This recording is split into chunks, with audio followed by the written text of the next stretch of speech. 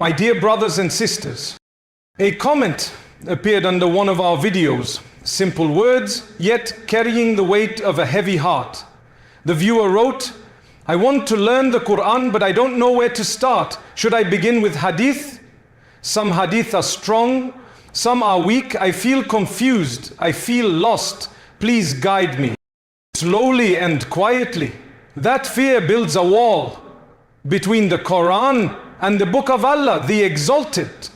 They long for the Qur'an but feel paralyzed by confusion, not because they lack love for Islam, but because they fear doing it wrong, misunderstanding it, being judged, or starting without sufficient knowledge.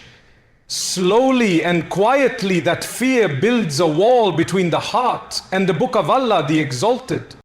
Let me say this gently. Confusion is not a sign of weakness. It is a sign that your heart is awake. Shaitan does not waste effort confusing those who have no intention of drawing closer to Allah. He only whispers doubts when a heart is striving to move forward. One of his oldest tricks is to say, wait until you know more. Wait until you're perfect. Wait until you understand everything. But the Qur'an was never meant to be approached only by scholars. It was revealed for the weary heart, the confused soul, the person who says, Ya Allah, I don't know where to begin.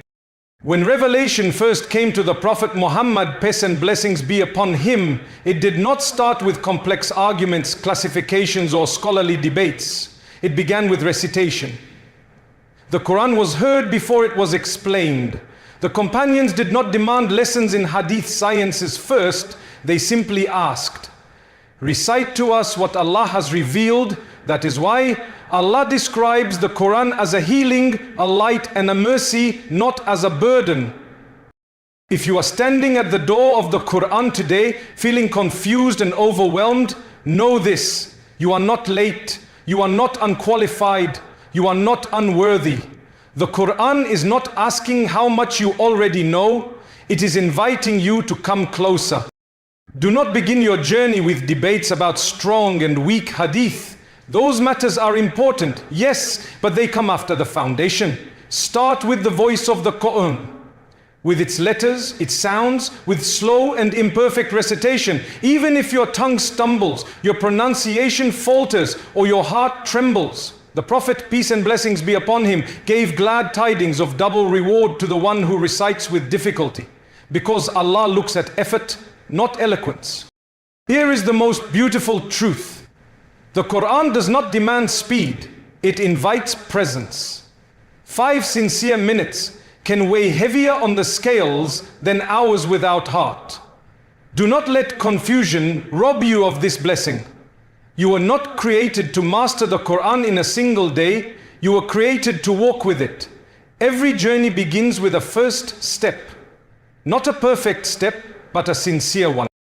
If your heart today says, I want to learn the Quran, know with certainty that this desire was not born from you alone. Allah placed it there.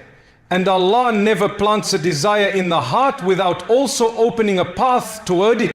So where do you actually start? Not theoretically or academically, but practically. First, understand this.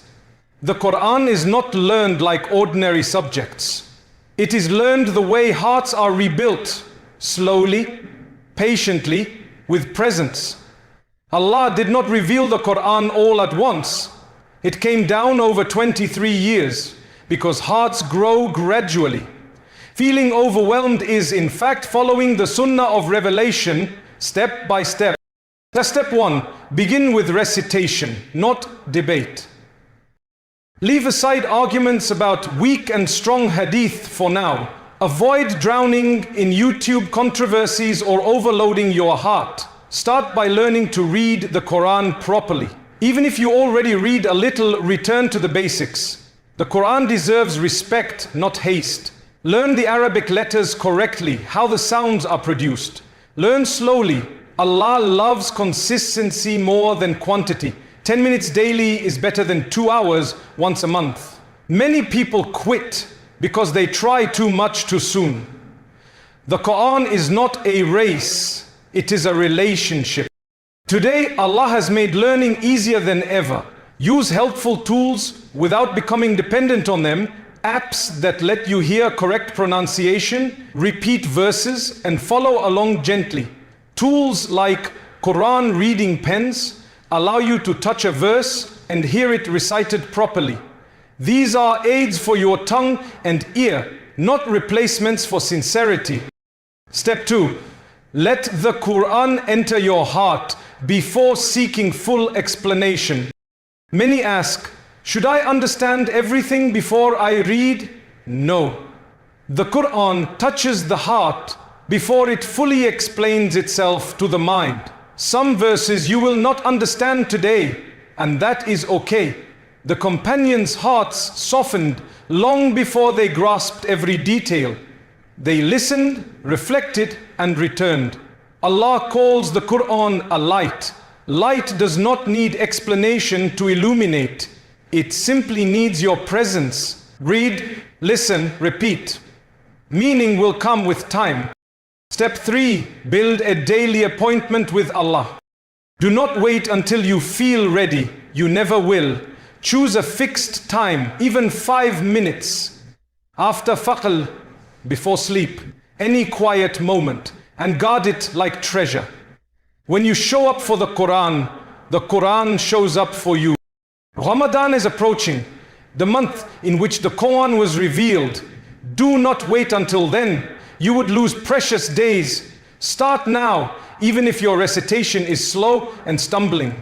When Ramadan arrives, let your heart recognize the Qur'an as a familiar friend, not a stranger. The goal is connection, not speed. A final reminder for the confused heart: you are not behind. You are not failing. Every time you open the Qur'an, even with uncertainty, Allah sees your intention, and intention weighs more than fluency. The Qur'an is not waiting for you to become perfect. It is waiting for you to keep returning. Now about hadith. Many sincere hearts worry, some hadith are weak, some strong. Where do I begin? This fear is not ignorance. It is fear of displeasing Allah, which is itself a sign of faith. Know this clearly. The Qur'an is the foundation. Hadith is its explanation. You do not need to master hadith sciences before touching the Qur'an. The companions learnt the Qur'an first. The Sunnah followed naturally. The Prophet, peace and blessings be upon him, taught gradually according to people's capacity. As a beginner, do not burden yourself with classifications like Sahih or Hasan. Those come later, with teachers and maturity. For now, hold this simple rule. The Qur'an never misleads. When learning hadith, listen only from trusted scholars, reliable books and established sources. Avoid random clips and social media debates. Hadith's role is to help you live the Qur'an, not confuse you. If a narration increases your love for Allah, softens your heart, and draws you toward good character, it is fulfilling its purpose. Listen to this life-changing truth. Allah does not ask, how much did you learn? He asks, did you keep coming back?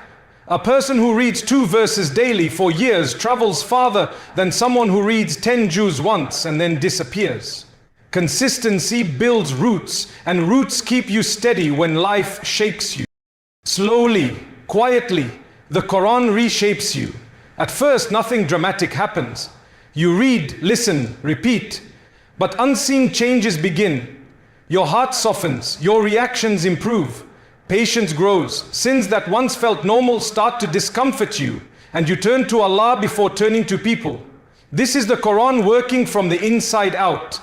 Deeply, not loudly. It does not just teach you what to say, it teaches you who to become. Ramadan is coming, the month of the Quran, when Allah opens the heavens with mercy. Do not let it arrive while your Quran remains unopened. Start now, even if your recitation is broken, your tajweed weak, or you feel shy. When Ramadan comes, let the Quran recognize your voice and feel familiar in your heart. A final message to the one afraid to begin. You are not late. The fact that you are asking means Allah is already drawing you closer. Do not wait to become perfect or to know everything. Start where you are with what you have and trust the process. The Quran is not a book you finish. It is a companion that mends what is broken inside you. If you keep walking toward it, one day you will realize it has been guiding you home all along. Now, close your eyes, raise your hands, even in your heart, and whisper with me. O Allah, turn of hearts, healer of what is broken within us. We come to you with tired hearts, hesitant tongues, and eyes that have not yet learned to weep before your book. O Allah, do not turn us away because of our weakness. Do not deprive us because of our delays. And do not hold us accountable for starting late, but reward us for finally returning. When we open the Qur'an and struggle to read, when our souls grow lazy and distracted, when our hearts crave your nearness, O Allah, make the Qur'an the light of our chests, the comfort of our loneliness, the guide when we are lost, and the friend that never leaves us. O Lord, let the Qur'an speak for us on the day when our own tongues fail, and let it intercede for us when no status, wealth, or name will matter. O Allah, grant us sincerity and consistency. Even if our deeds are small, instill in us love for your words greater than our love for the words of this world. As the blessed month of Ramadan approaches, do not let it find our hearts empty of your book. Prepare us now, strengthen our connection, and make us among the people of the Qur'an, those who live by it, not merely read it. Make us among those whom the Qur'an raises, not those who abandon it. Ameen. Ameen. Ameen. My dear brothers and sisters, if this reminder touched your heart even slightly, do not let it end here. Open the Qur'an today, even for one verse. Make the intention now. Start your journey today, not tomorrow. Share this reminder with someone who feels lost, someone who wants to return but doesn't know how. You may be the reason their journey begins. And remember, the Qur'an is not waiting for you to be perfect. It is waiting for you to come back.